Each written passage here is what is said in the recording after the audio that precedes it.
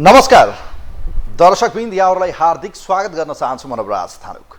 आजको news and भ्युजमा हामी यतिखेर सुन तस्करी जुन प्रकरण आयो, यो प्रकरणमा यतिखेर माओवादी केन्द्रका नेता, ठुला भनिएका नेता, शक्तिशाली नेताहरू यतिखेर यो प्रकरणमा मुछिएका छन्, विवादमा तारिएका छन्। खास गरी पार्टीका नेता तथा प्रवक्ता कृष्णबहादुर महरा, उहाँको छोरा, त्यसै गरी चाहिँ पार्टीका अर्का शक्तिशाली नेता भनौँ न, खास गरी यो जनमुक्ति सेना हुँदा या जनआन्दोलन या भनौँ खास गरी शस्त्र विद्रोहको कमान्डर मानिने एकजना शक्तिशाली नेता, पार्टीको सहमहासचिव, यतिखेर उपमहासचिव जो हुनुहुन्छ वर्षमान पुन अनन्त, यतिखेर विवादमा तानिएका छन्।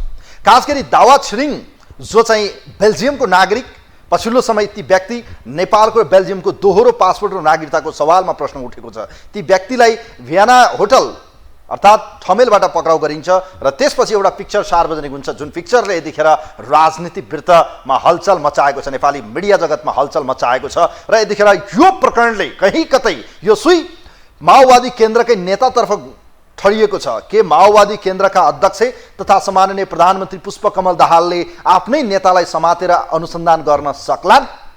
वर्तमान गृहमन्त्री नाम चर्चाले कमाएका नेता, माओवादी केन्द्रका वरिष्ठ उपाध्यक्ष तथा वर्तमान सरकारको उपप्रधान तथा गृहमन्त्री नारायण काजी श्रेष्ठले वर्षमान पुन र त्यसै गरी चाहिँ कृष्णबहादुर महरा र उहाँको छोरालाई एकपटक बोलाएर छानबिन गर्न सक्ने ल्याकत छ। संसद चलेको छैन, प्रमुख प्रतिपक्षी दल नेकपा एमाले अझै आक्रामक बनेको छ। संसद खुलाउने प्रयत्न प्रधानमन्त्री र प्रमुख प्रतिपक्ष दलका नेताको बीचमा संवाद जारी छ, तर त्यो संवादबाट भने गाँठो फुक्नेवाला छैन। हलो अड्केको छ, गोरु छुटिँदैछ, तर यो हलो सितिमिति अगाडि बढ्ने अवस्था तत्काललाई देखिन्न, किनभने यो प्रकरणको सुई यतिखेर माओवादी केन्द्रकै नेतातर्फ सोझिएको छ। यो भनिरहँदा यसको अर्थ यो होइन कि कसैसँग फोटो खिच्दैमा, कसैलाई आरोप लाग्दैमा यो 100% हो भन्न मिल्दैन। तर आरोप लागेपछि यसको छानबिन त हुनु पर्ला नि, कि नपर्ने हो भने त यो देशमा जे गर्दा पनि होला। त अहिले कैयन कल डिटेलका कुरा आए, सुन तस्करीसँग पोलिटिकल कनेक्सन, विशेष गरी माओवादी केन्द्रका नेताहरूको कनेक्सनले राजनीतिक वृत्तमा हलचल मचाएको छ।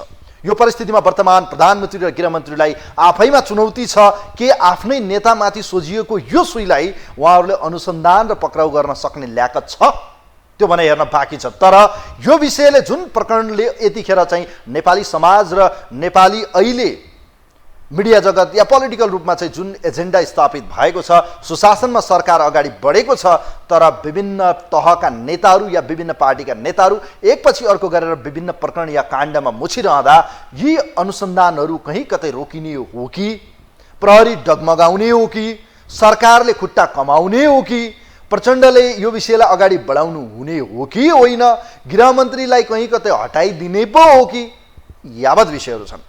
भलै राजस्व अनुसन्धानले यतिखेर धम्माधम छापा हानिरहेको छ। 18 जना आजसम्म पक्राउ परिसकेका छन् यो सुन प्रकरणमा, तर ती सबै व्यक्तिहरू साना व्यक्तिहरू हुन्। खलासी, ड्राइभर, भरिया, यी यावत सवालमा कर्मचारीहरू बाहेक अहिलेसम्म ठुला भनिएका व्यक्तिहरू खासै पक्राउ परेका छैनन्। केही चिनिया नागरिक, केही भारतीय, केही बेल्जियम, या यी व्यक्तिहरूलाई पक्राउ गरेर मात्रै यसको जालो या नेक्सस तोड्न सक्ने सम्भावना देखिन्न। के पहिलो घेरामा रहेका ती व्यापारीहरूलाई पक्राउन सक्ला, ती पोलिटिकल संरक्षण गर्ने व्यक्तिसम्म पुग्न सक्ला, यो भने अहिले गर्वकै विषय छ। यो विषयको बारेमा आज छलफल गर्नेछौँ। माओवादी केन्द्रका नेताहरू नै यो सुन प्रकरणमा विवादमा मुछिएसँगै वर्तमान सरकार प्रचण्डजी र गृहमन्त्रीज्यूलाई चुनौती थपिएको छ। यदि कहीँ कतै यसको अनुसन्धान भएन, पक्राउ परेन, मानिलिनुहोस्, के हुन्छ? कहिले सोच्नु भएको छ उहाँहरूले? यो वावै छ नि, यो सब सकिनेवाला छ। यो छेडी हावा हुन्डरी हुनेछ, त्यसपछि भने गर्लाम गुर्लुम ढल्ने छ, हेर्नु होला। आज यसै विषयमा एउटा रिपोर्ट छ।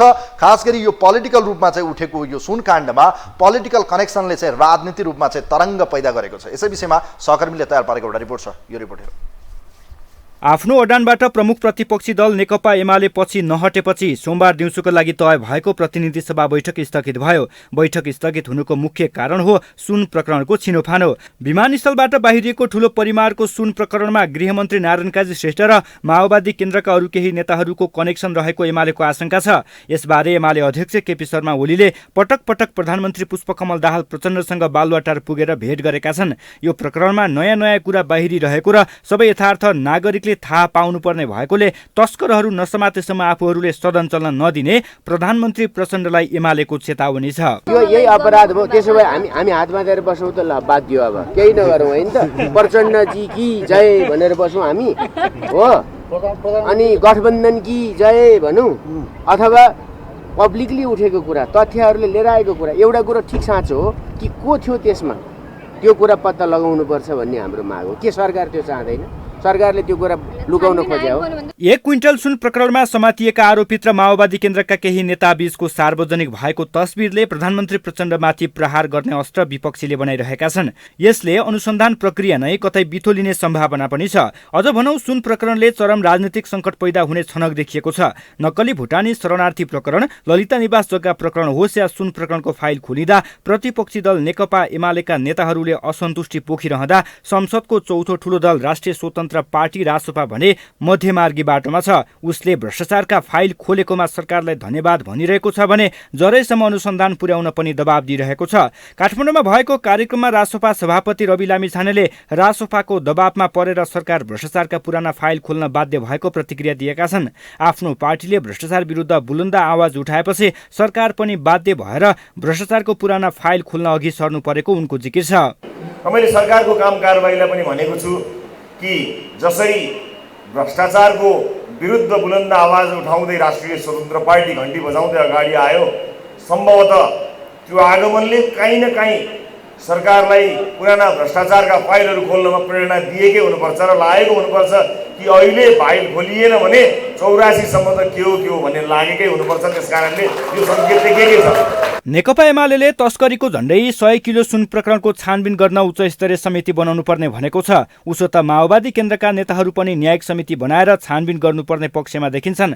यसअघिका थुप्रै प्रकरणमा उच्च स्तरीय छानबिन समिति बन्दा त्यो प्रकरणको अनुसन्धान नै डिसमिस भएका घटनाहरू पनि छन्। यस्तोमा संसदीय छानबिन समिति बनाउँदा कतै मुद्दा नै कमजोर हुने हो कि भन्ने आशंका पनि छ।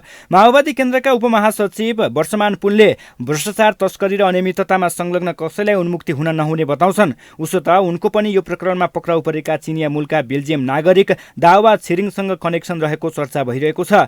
दावा छिरिङसँग खिचिएका फोटोहरू सार्वजनिक भएसँगै पुन र उनकी श्रीमती एवं पूर्व सभामुख ओन्सरी घरती र पूर्व उपराष्ट्रपति नन्दकिशोर पुन पनि कतै संलग्न छन् कि भन्ने आशंकाहरू उब्जिएका छन्। यस्तोमा आफूहरूको कुनै संलग्नता नरहेको उनीहरूको प्रष्टीकरण छ।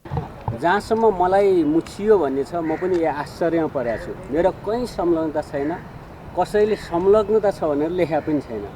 तर सबै सामाजिक सञ्जाल हेऱ्यो, मिडिया हेऱ्यो, कसैले आरोप गर्न सक्दैन, जोडिएको कहीँ छ भन्न सक्दैन। तर फेरि गत 8 वर्ष पहिलेको फोटो, पारिवारिक खालको फोटोलाई राखेर हो जस्तो अहिलेसँगै खाएको जस्तो जो देखाएको छ, मेरो त्यसमा आपत्ति पनि छ। सार्वजनिक रूपले पनि बोलेको छु। यसअघि भेप मार्फत ल्याइएको सुन प्रकरणमा मुछिएका पूर्व सभामुख कृष्णबहादुर महरा र उनका छोरा राहुल महरा अहिलेसम्म अनुसन्धानको दायरामा नआउनुले पनि सुन प्रकरणमा माओवादी केन्द्रका नेताहरू संलग्न भए जस्तो देखिनु स्वाभाविकै हो।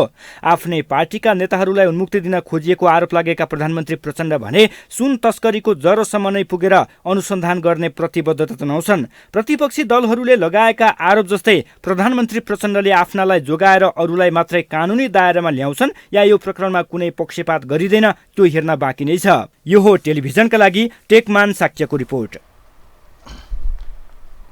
दर्शकवृन्द, अनुसन्धान कहाँ पुग्छ त्यो भने हेर्न बाँकी छ। तर सोही भने यतिखेर माओवादी केन्द्रतर्फै घुमेको छ। कारण हो विभिन्न पिक्चरहरू भाइरल छन्, अडियो प्रकरणका विषयहरू छन्, सुन प्रकरणमा माओवादी केन्द्रका शक्तिशाली नेताहरूको कनेक्सनको विषयले यतिखेर राजनीतिवृत्तसँगै नेपाली समाजमा विभिन्न क्वेसनहरू खडा गरेको छ। चाहे कृष्णबहादुर महराको परिवारको सवालमा होस्, चाहे यतिखेर वर्षमान पुन अनन्तको चाहिँ किचनसम्म पुगेर डिनर पार्टीको विषय होस्, दावा छिरिङ भनिने व्यक्ति भलै रोल्पाको एकजना माओवादी नेता, काठमाडौँ रोल्पा सम्पर्क समितिको उपाध्यक्ष समेत रहनुभएको एकजना नेत्री अमला रोकासँगको वैवाहिक सम्बन्ध र पारिवारिक सम्बन्ध भएको स्पष्टीकरण दिए पनि तर यो विषयले यतिकै मात्रै थामथुम हुने जस्तो देखिन्न। कहीँ कतै अब शङ्का गर्ने ठाउँ रह्यो कि यी यस्ता प्रकरणहरूमा जोडिने पोलिटिकल हाई प्रोफाइलको कनेक्सनले कहीँ कतै अनुसन्धानमा प्रभावित हुने र अहिलेकै गृहमन्त्रीको चाहिँ पद जाने हो कि भन्ने शङ्का पनि छ। त अर्कोतिर अर्को एङ्गलले पनि हेर्नुपर्छ। माओवादी केन्द्रभित्र चलिरहेको आन्तरिक द्वन्द्व र यतिखेर माओवादी केन्द्रका अध्यक्ष पुष्पकमल दाहाल प्रचण्डलाई चाहिँ गलाउने र चाहिँ एक्ल्याउने प्रयत्न गरिरहेका नेताहरूमाथि नै यो अनुसन्धान गरिरहँदा उहाँहरूलाई गलाउने र ठेगान लाउने रणनीति पनि हुनसक्छ। राजनीतिमा सबै कुराको सम्भावना हुने नै भयो। तर माओवादी केन्द्रभित्र अब केही दिनभित्र बस्न गइरहेको केन्द्रीय समितिको बैठक अघि यस किसिमको चाहिँ प्रकरणले कहीँ कतै वर्षमान पुन बलिको बोका बनाउने, राजनीति सिद्ध्याइदिने र पार्टीभित्रैबाटको षड्यन्त्र पनि हुन सक्छ। तर यो विषयलाई भ्रष्टाचारसँग जोड्ने भने यसलाई पोलिटिकल रूपमा भन्दा अलग राख्नुपर्ने अवस्था हुन्छ। हेर्नुहोस्, कोही हुनुहुन्छ हाम्रो लाइनमा, खास गरी यो सुन प्रकरणमा माओवादी केन्द्रका नेताहरूको कनेक्सनले के यो अनुसन्धान होला, गृहमन्त्रीले पक्राउ गर्नुहोला, यिनै विषयमा हामी कुराकानी गर्दैछौँ। कोही हुनुहुन्छ हाम्रो लाइनमा। हेलो हेलो, नमस्ते, यहाँलाई स्वागत छ। नमस्ते, हजुरलाई पनि। सुनकाण्डमा माओवादी केन्द्र नेताहरूको फोटो र कनेक्सनको विषय आएको छ। के लाग्छ, गृहमन्त्रीको पद जान्छ या उहाँहरूले कारबाही गर्नुहुन्छ या यो प्रतिशोधको राजनीतिमा फन्डा हो? के लाग्छ ल भन्नुहोस्। यसमा साँच्चीकै फाइल खोलेकै हो भने त गर्नुपर्ने हो, तर यो जनतालाई भ्रम फैलाएको हो कि किन भन्दाखेरि पहिले मोहराको पनि त सुनकाण्ड थियो नि त, उसको छोरा मोहरालाई पनि सुनकाण्ड थियो, त्यो किन कारबाही गरिएन? अब रविले धेरै फाइल खोल्न रेडी गर्दाखेरि अस्ति रविलाई हटाइयो। अब रवि त्यहाँ बसेको भए यो फाइल खोलिन्थ्यो, रविले खोल्थ्यो। अब रविलाई त्यहाँबाट हटाए, चुनाव गराए, खर्च गराए, अनि अब प्रचण्ड पछाडि परिसकेको थियो। अब प्रचण्डलाई त मुद्दा छ। त्यसले गर्दाखेरि तपाईँको त्यसका कारणले गर्दाखेरि अहिले प्रचण्ड बाध्यता भएर चाहिँ त्यो खोलेको हुनसक्छ। त्यो किन भन्दाखेरि तपाईँको कन्टिमेन्टको चाहिँ 20 अर्ब खाएको बुढी गण्डकीको 9 अर्ब शेरबहादुर र केपी मिलेर खाए भनेर त, प्रचण्ड मिलेर खाए भनेर त बाबुराम भट्टराईले परस्तै भनेको छ, सबै छापछ्याप्ती छ। अनि यिनीहरूलाई कानुन नलाग्ने, कानुनबाट जोगाउने। अनि अब यो सुन त तपाईँको त अब महिनामा त 10औं खेप आएको रहेछ नि त। अब सुन गाल्ने मिसिनसम्म ल्याएपछि यिनीहरूको सबैको संलग्नता छ। त्यो किन अहिले एमाले बौलाउँदैछ त? उसलाई गाह्रो भइसक्यो होइन? करोडदेखिको चाहिँ यहाँ अनि जग्गा जमिनदेखि र यो भ्रष्टाचार बलुवाटारको त्यो ऊदेखि लिएर यिनीहरूलाई त अब यी त सबै माले तात लागेर जेलमा जानुपर्ने हो नि त, पुर्याउनु पर्ने हो। तर यी जोगिनका लागि सानालाई चाहिँ जेलमा हाल्ने, ठुलालाई चाहिँ उनीहरूलाई कोचेपछि भइहाल्छ भनेर ढाकछोप गरेर यो चलखेलको रणनीति हो। एमाले काङ्ग्रेस माओवादीको यो चलखेल हो। पुरै फाइल खोल्नुपर्छ र यिनीहरूलाई कारबाही गर्नुपर्छ, सत्य तथ्य आउनुपर्छ। के लाग्छ त? हो, गर्नु त पर्छ, गर्नु चाहिँ पर्छ, तर के लाग्छ त? नारायण काजी श्रेष्ठले पक्राउ गर्नुहोला, अनुसन्धान गर्नुहोला, के लाग्छ? काजीले अब धेरै अब उहाँ त्यति साह्रो उता भएको छैन, भएको होइन, तर गरेर देखाउनु पर्यो क्या। पहिले मिडियामा सार्वजनिक गर्नु भन्दा नि पहिले काम गरेर देखाउने हो क्या, बोलिरहने होइन। काम गरेर देखाऊ, जनताले मूल्याङ्कन त गरिहाल्छौँ नि, हामीले गरिहाल्छौँ नि। को दुधको दुध, पानीको पानी हामी छुट्याइदिन्छौँ। हस्, यहाँलाई म धन्यवाद दिन चाहन्छु। थ्याङ्क यू सो मच, धेरै धेरै धन्यवाद दिन चाहन्छु। यतिखेर टेलिफोनमा हुनुहुन्थ्यो नेत्रजी, उहाँको विचार लिउँ। वास्तवमा हेर्नुहोस्, सुन प्रकरणले यतिखेर विभिन्न किसिमका क्वेसनहरू खडा गरेको छ। के यसको जरोसम्म सरकार पुग्न सक्छ या सक्दैन? अब क्याबिनेट सिस्टममा हेर्ने हो भने सर्वेसर्वा भनेको प्राइम मिनिस्टर नै हो। प्रधानमन्त्रीले चाहनुभयो भने यो विषय हुन्छ, गृहमन्त्रीले मात्रै चाहेर यो विषय हुन्छ जस्तो चाहिँ लाग्दैन। किनभने यो प्रधानमन्त्री सिस्टम हो। प्रधानमन्त्रीलाई चित्त बुझ्यो उहाँले गर्नुहुन्छ। उहाँले भनि पनि रहनु भएको छ, म कसैलाई बाँकी राख्दिनँ, अनुसन्धानलाई म टुङ्गोमा पुर्याउँछु, जरैसम्म जान्छु, यसका सबै प्रक्रियाहरू म पुरा गर्छु भनेर उहाँले भनिरहनु भएको छ भने यो बेला प्रधानमन्त्रीमाथि विश्वास गर्नुपर्ने छ। कहीँ कतै बेनिफिट अफ डाउट, अलिअलि अविश्वासको वातावरणमा चाहिँ बेनिफिट पनि दिनुपर्ने हुन्छ। त यो परिस्थितिमा हेर्ने हो भने प्रचण्डले या भनौँ वर्तमान प्रधानमन्त्रीले यो सुनकाण्डमा यो प्रकरणमा जसरी उहाँहरूकै पार्टीका नेताहरूको आउँदैछ नाम, यसको सत्य तथ्य छानबिन गर्न सक्नु होला कि नहोला? हो, उहाँहरूलाई पक्राउ गर्ने नगर्ने उहाँहरूको विषय हो, सरकार उहाँहरूकै छ। तर जनताले त हेर्छन् नि त, के हो त कुरो? मुख्य अभियुक्त या मुख्य तस्करलाई त पक्राउ गर्नु पर्ला नि त। यी साना भरियाहरू, ट्याक्सी ड्राइभरहरू, भन्सारका कर्मचारी पक्रेर मात्रै निकास दिने हो भने फेरि यिनै गिरावती र प्रधानमन्त्रीको राजीनामा माग नहोला भन्न सकिन्न। हेर्नुहोस्, कोही हुनुहुन्छ हाम्रो लाइनमा। हेलो हेलो, नमस्ते। नमस्ते, यहाँलाई स्वागत छ, धन्यवाद। अब कुरा गरौँ। माओवादी केन्द्रकै सरकार छ, माओवादी केन्द्रकै नाम यतिखेर सुन तस्करीमा जोडिएको छ।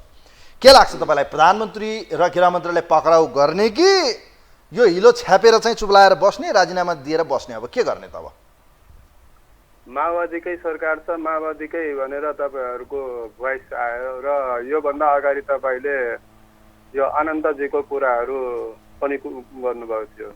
कुरो चाहिँ तपाईँहरू सुन्नेसम्म चाहिँ कार्य 2 मिनट समय दिनु होला। ओके, एउटा कुरो त के छ भन्नुहुन्छ भने, पहिला कुरो त वर्षमान पुन माओवादीका मान्छेले उसले प्रष्ट तपाईँको मिडिया, सोसियल मिडियामा बोलिसक्नु भएको छ। उहाँले म अपराधी छु भने मलाई कसैले छुटाउनु पर्दैन र मलाई सुरक्षाकर्मी पनि चाहिँदैन, म आफै जेल जान्छु भनेर उहाँले इमान्दारी साथ बोल्नुभएछ। यसलाई चाहिँ दायाँ बायाँ भाषाहरू प्रयोग नगरे राम्रो हुन्छ। दोस्रो कुरो तपाईँको संसद तपाईँको अवरुद्ध गर्नु, अनि एउटा राज्यको निकायले तपाईँको अनुसन्धान गरिरहेको अवस्था, अनि त्यो राज्यले गरेको अनुसन्धानमाथि चाहिँ अर्को समिति तपाईँको संयन्त्र बनाउनु पर्यो भनेर तपाईँको प्रतिपक्षको मान्छेहरूले माग गरेको अवस्था, त्यो गर्नु खोजेको के हो? प्रष्टहरू मात्रै यो कुरो बुझ्नुपर्छ। किनभने अपराधीलाई नेकपा एमालेको प्रतिपक्षमा, चाहे रविको पार्टी होस्, चाहे के अरे एमालेको होस् अथवा एबिसी होस्, अपराधी गतिविधिमा लागेका मान्छेलाई साँच्चै नै तपाईँको कानुनको दायरामा ल्याउन खोजेको भने त सरकारलाई सहयोग गर्ने वातावरण बनाउनु पर्यो। होइन भने तपाईँको संयन्त्र किन बनाउनु पर्यो? संयन्त्र बनाउनुको कारण के हो?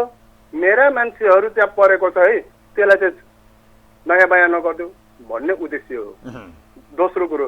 तेस्रो कुरो के हो भन्नुहुन्छ भने, हिजोको दिनमा प्रतिपक्षका साथीहरू लगायतका थुप्रै साथीहरूले सत्तामा भएका मान्छेले बोलेको थियो कि अब कास्टिङ फिल्म अब अहिले आउन बाँकी नै छ, कास्टिङ मात्रै देखाएको थियो। प्रतिपक्षले उहाँले के भन्नुभएको थियो भने, हामी फिल्म हेर्नुलाई तयार छ, धैर्य राख्नुहोस् न त। नि फिल्म हेर्नुलाई जब तपाईँहरूसँग धैर्य छ भने धैर्य राख्नुहोस् न। फिल्म हेर्नुलाई सरकारले देखाउँछ कि देखाउँदैन? पुष्पकमल दाहालको छोरा गइसक्यो, छोरी गइसक्यो, श्रीमती गइसक्यो, उसलाई केही चाहिएको छैन। अब नारायण काजी श्रेष्ठ भनेको अनम्यारिड मान्छे हो, उसको सम्पत्ति भएको पनि उसले तपाईँको पार्टीलाई दिइसकेको छ। अब प्रतिपक्षमा रहेका र सरकारमा रहेका नेपाली काङ्ग्रेसका मानिस, अपराधी गतिविधिमा लागेका मानिसहरूलाई र यो मुलुकको जुन तपाईँको अन्तर्राष्ट्रियमा तपाईँको एउटा धमिलोपन भएको अवस्था जुन छ राजनीति रूपमा, त्यसलाई सफा गर्ने कि फेरि तपाईँको 2051, 52, 56, 55 अथवा 46 सालको राजनीति गर्ने, यस्ता खालको गतिविधि भर्सक मलाई लाग्छ नेकपा एमालेका साथीहरूले जो थोरै दिन भएको छ त सत्ता छोडेको, त किन छटपटिनु पर्यो? छ त 2-4 पुस्ता पुग्नेलाई त होइन। तपाईँको पार्टीको खास गरी माओवादी केन्द्रका नेताहरूको नाम जोडिएपछि छानबिन हुनुपर्छ, उहाँहरू आफैले बोलिरहनु भएको छ। तत्काल छानबिन समिति गरेर यो अनुसन्धान गर्नुपर्छ। बटम लाइन हो, छानबिन सबैमाथि गरौँ, पहिलो चाहिँ वर्षमान पुन र कृष्णबहादुर महरामाथि सरकारले एक्सन लिने कि नलिने? प्रश्न यहीँनिर हो, कुरो त्यहीँनिर छ। नेकपा माओवादीको मानिसले तपाईँको छानबिन गर्नु हुँदैन भनेर त भनेको छैन। त्यही त भने त छानबिन समिति एमाले पनि भनिरहेको छ, छानबिन समिति बनाऊ। होइन, नेकपा एउटा कुरो के भने, जब सुरक्षाका राष्ट्रिय अनुसन्धानका मानिसले तपाईँको राजस्व अनुसन्धानका मान्छेले तपाईँको सुन काण्डको अपराधीलाई राज्यको निकायले समाइरहेछ, कुनै तपाईँको पार्टीले समाएको होइन। त्यो अनुसन्धानलाई तपाईँको समितिहरू गठन गरेर त्यसलाई फितलो किन पार्ने कि राज्य कमजोर छ र? थ्याङ्क यू सो मच, यहाँलाई म धन्यवाद दिन चाहन्छु। थ्याङ्क यू सो मच, धेरै धेरै धन्यवाद दिन चाहन्छु। यहाँले विचार राख्नुभयो, धन्यवाद छ केपीजी। यहाँले फोन गर्नु, तपाईँहरू टेलिफोन गर्नुहोस्, स्क्रिनमा नम्बर छ। वास्तवमा हेर्नुहोस्, यतिखेर यो सुन प्रकरण अझै गिजोलिँदैछ। यो बडो चक्रव्यूह जस्तो एक किसिमको भुमरीमा फसिरहेको जस्तो देखिन्छ। यसले निकास पाउँछ या पाउँदैन, यसको सत्य तथ्य बाहिर आउँछ या आउँदैन, या विगतमा जस्तै यो पनि माछो भ्यागुतो हुने हो कि शङ्का? बस यो शङ्का गर्ने ठाउँ सबैलाई छ। त यहाँ जसरी अहिले पोलिटिकल लिडरहरूको नाम एकपछि अर्को गरी, खास गरी माओवादीका नेताहरूको नाम अन्य पार्टीका नेताहरूको नाम या एकपछि अर्को गरी लहरो तान्दा पहरो गर्जिने सम्भावना जसरी देखिएको छ त्यहाँसम्म पुग्ने ल्याकत छ या छैन? आज यसै विषयमा कोही हुनुहुन्छ हाम्रो लाइनमा। हेलो हेलो, नमस्ते, यहाँलाई स्वागत छ। नमस्कार हजुर। नमस्कार। ल, यहाँले विचार राख्नुहोस् आजको विषयमा।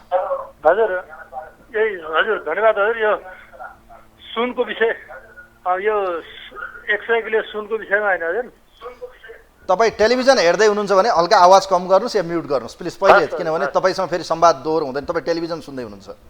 अब कुरा गरौँ। तपाईँ आजको विषयमाथि विचार राख्नुहोस्। माओवादी केन्द्रका नेताहरूको नाम जोडियो, सरकार माओवादीकै छ, प्रश्न उठेको छ, छानबिन समिति नबनाउने हो भने संसद चल्न सक्दैन। के लाग्छ तपाईँलाई? अब के गर्ने? सरकारले कारबाही गर्ने कि छानबिन गर्ने कि त्यत्तिकै यसलाई पनि थामथुम पार्ने? त अब मेरो विचारमा के भन्दा विगत यो करिब करिब 2/3 उसमा पुरेको एमालेको नेतृत्वमा भएको सरकारले त्यति बेला गर्न सक्थ्यो, धेरै भ्रष्टाचारीहरूलाई कारवाही गर्न सक्थ्यो। त्यो बेला चाहिँ एमाले जुन नेकपाको सरकारले चाहिँ त्यति पहल कदमी गरेको त देखिँदैन। भ्रष्टहरू यति रहेछन् नि, यी भ्रष्टहरूलाई त्यस्तो 2/3 नजिकको सरकारले किन समातेर कारवाही गर्न सकेन? त्यो ललिता निवास, यो सुनकाण्ड त यो पछि आएको, त्यो पहिला 33 किलो सुन त पहिलाकै थियो, त्यो किन गर्न सकेन? त्यो बेला पनि एमालेको नेतृत्वको कमजोरी थियो नेकपाको। तर अहिले आएर जुन गरिरहेछ नेकपा एमाले त्यो सही कदम छ। जुन भ्रष्टाचारमा बाउछोरे मुछिएका छन्, उपनेता मुछिया छन् वर्षमान पुन, अनि उहाँ पूर्व सभामुखका बाउछोरे मुछिएको अवस्थामा अहिलेको गृहमन्त्रीले एकदमै सहज गर्ने र छानबिनलाई एकदम तार्किक निष्कर्षमा पुर्याउने हो। सही छानबिन गर्ने भने गृहमन्त्रीले राजीनामा दिनुपर्छ। राजीनामा नदिएसम्म उहाँकै पार्टीको मान्छे मुछिया त उहाँ नै गृहमन्त्री भएर उहाँको गृहमन्त्रीको माताहतमा प्रहरी छ, प्रशासन छ, सबै छन्, अनि त्यो सही निष्पक्ष छानबिन हुन्छ। यस्तो लातलाई छक्काउने, यस्तो साह्रै नै चाहिँ बोल्नै नसक्ने मान्छे निमुखा भन्दा पनि महानिमुखा त छैन नि बोल्न। अब त हातमा पत्रकार छन्। पहिलाका पत्रकारले जस्तो एउटाको नेताको साइड लाएर पत्रकारले गर्ने, अब त सबको हातमा पत्रकार छन्। यति यो अन्याय छ। यो अहिलेको गृहमन्त्रीले राजीनामा दिनुपर्छ। उहाँ राम्रो हुनु होला, ठिक छ, म उहाँ नै खराबै हुनुहुन्छ भन्नु खोजेन, तर उहाँकै पार्टीका नेताहरूको त्यतिसम्म हुँदा उहाँले किन गिरफ्तार गर्न सक्नुहुन्न?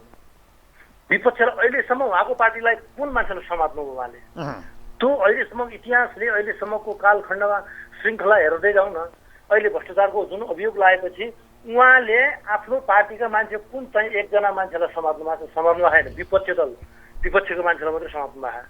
आफ्नो पार्टीलाई समात्नु भयो भने जनताले अलिकति गृहमन्त्री प्रति अलिकति वास्तवमा हेर्नुहोस्, दुईटा प्रकरणको फाइल खोल्दा कङ्ग्रेस र एमालेतिर बन्दुक पड्काइयो, अब आफ्नैतिर पड्काउनु पर्ने अवस्था छ। म धन्यवाद दिन चाहन्छु यहाँलाई। थ्याङ्क यू सो मच, धेरै धेरै धन्यवाद छ।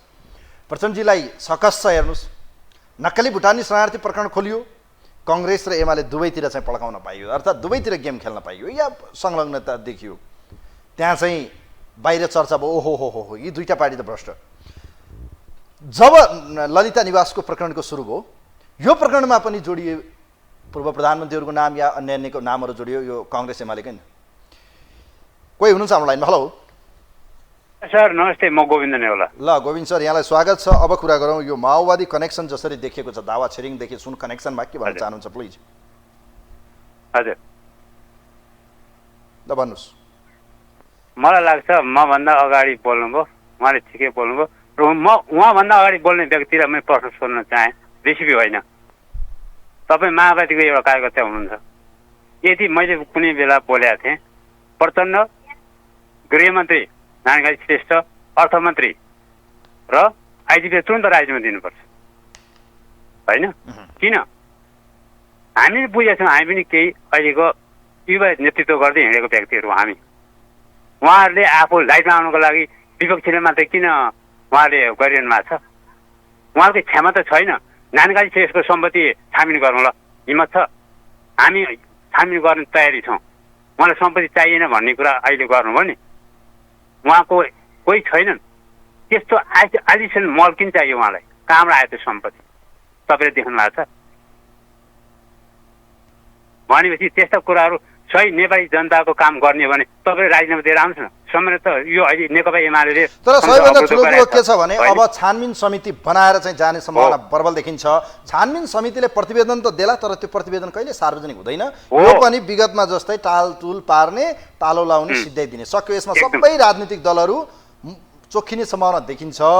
के लाग्छ जनताले अब बुझ्ने छन् कि को हो वास्तविक भन्ने? यदि गृहमन्त्रीले गर्न सक्नु भएन भने उहाँलाई पनि नैतिक प्रेसर छ, राजीनामा दिनु पर्ला, या उहाँले गर्नुभयो भने त स्याबासी मिल्ला। के लाग्छ सर, अब कसरी जान्छ? यसको नेक्सस तोड छ, यसको जरासम्म जान्छ सरकार? होइन, जाँदैन। उहाँहरूले छानबिन गर्नुहुन्न, बरु सत्ता छोड्नुहुन्छ, उहाँहरू बाहिरिनुहुन्छ।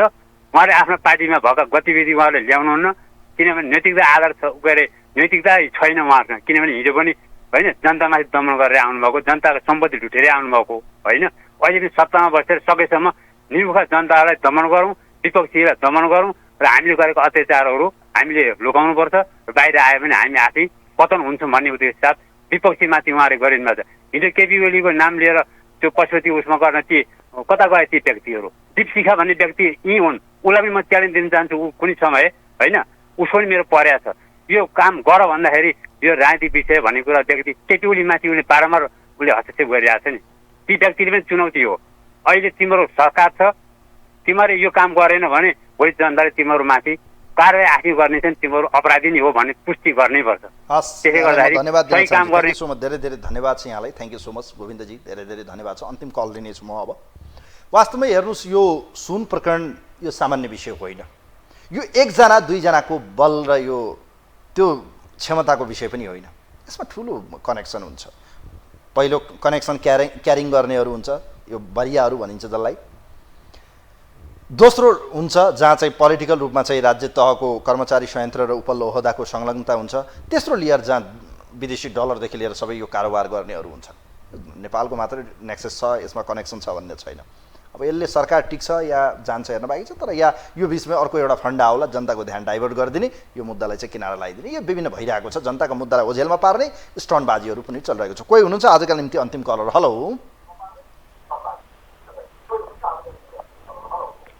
हजुर, नमस्कार। नवराज सर, म खड्ग पौडेल बुढालिङबाट हजुर। ल पौडेल सर, यहाँले आफ्नो विचार राख्नुहोस्। अब सुन तस्कर अब यहाँ सानोदेखि ठुलोसम्म छ। अब यो सानो सानोलाई पक्रिया छ। अब तर यो सुन केपी ओलीको टाइममा त्यो 35 किलो आउँदा, 25 किलो आउँदा, 15 किलो आउँदा, 10 किलो आउँदा कसलाई कारवाही गर्नु? अब केपी ओलीले कारवाही गर्नुभएको त देखेन। अहिले जे होस्, सानो तिनो भनी पक्रिँदा यिनीहरूको मुटु काम्या छ। अब त्यो चाहिँ एउटा जनताको काम गर्ने यस्तै अवैध छलफल गरेर बोल्ने ठाउँमा संसद बन्द गरिराखेको छ। अब त्यो जलहरीको टाइममा त्यस्तै के पशुपतिनाथले मलाई जलहरी लगाइदियो भन्नुभएको थियो। त्यहाँ जलहरी झिक्ने र उ गर्ने यत्रो देशको पशुपति एउटा शिवजीको थानमा हरेक जात्रा भयो। त्यो कसले गराएको? अब यो सबभन्दा सुन तस्कर त केपी ओली जस्तो लाग्छ। त्यो आफ्नो मान्छे पर्छन् भनेर पार्टीका मान्छे छानबिन आयोग भनिएको छ। त्यो त्यस्ता छानबिन आयोग कति बने? यदि छानबिन गर्नुपर्छ भने एकदम पढे लेखे विद्वान शुद्ध आचरण भएको आर्मी पुलिसका विद्वान त्यो रमेश खरेल जस्तो ल्याउन पर्यो। यो नारायण काजी श्रेष्ठज्यूलाई प्रधानमन्त्रीज्यूलाई आग्रह गर्छु, यो काम मेरो मान्छे तेरो मान्छे भन्ने होइन। माओवादी अथवा पार्टी बलियो बनाउने हो आउँदा चुनावमा भने राम्रो काम गर्नु पर्यो। नाम पनि हुन्छ प्रचण्डज्यूको र नारायणज्यूको। आफूले गल्ती गरेको छ भने स्वीकार्न पर्यो। के छ मरे? हस्, यहाँलाई म धन्यवाद दिन चाहन्छु। कार्यक्रमको लगभग समय सकिन आँट्यो। वास्तवमा हेर्नुहोस्, यो सुन प्रकरण हिजो पनि थियो, आज पनि छ र भोलि पनि नहोला भन्न सकिन्न। यो एउटा जालो हो, यो एउटा नेटवर्क हो। हेर्नुहोस्, यो नेटवर्क एक दुईजनाको बसको बात होइन। राज्यलाई गुमराहमा राख्ने, राज्यको पुरै संयन्त्रलाई चाहिँ बेकुफ बनाएर या संलग्न बनाएर चाहिँ यसमा तस्करी गर्न सक्नेले सोच्नुहोस् कति ठुलोको नेक्सस होला। बाहिर डलर ल्याइन्छ, बाहिरबाट डलरमा चाहिँ खरिद गरेर चाहिँ नेपाल पठाइन्छ, त्यहाँबाट चेक गरेर पठाइन्छ, यहाँ रिचेक गर्नु भनेर पठाइन्छ, तर यहाँ चेक हुन्छ हुँदैन। नेपालका चाहिँ धेरै सिस्टमहरू भ्याकुम जस्तो छ, देखाउने एउटा छ, भित्र खोक्रो छ भन्ने कुराको ज्वलन्त उदाहरण हो। तर यो प्रकरणमा माओवादी केन्द्रका नेताहरूको नाम जोडिएको छ। यो सबैभन्दा ठुलो चुनौती अहिले प्रचण्ड र गृहमन्त्रीज्यूलाई छ। उहाँहरू दुवैजना माओवादीकै हुनुहुन्छ। या अब यसमा चाहिँ पोलिटिकल रूपमा चाहिँ पार्टीभित्रकै नेताहरू जसले काउन्टर दिइरहेछन् तिनलाई राजनीति नै समाप्त गर्ने खेल हो, या वास्तवमै ती पनि कहीँ कतै यी यावत सवालमा चाहिँ संलग्न छन्। यसको सत्य तथ्य दुधको दुध पानीको पानी त भविष्यमा देखाउने ल्याकत छ भने देखेला, होइन भने यो यतिकै हल्ला खल्लामै जानेछ। 2-4 दिनपछि यो पनि माछो भ्यागुत्व हुनेछ।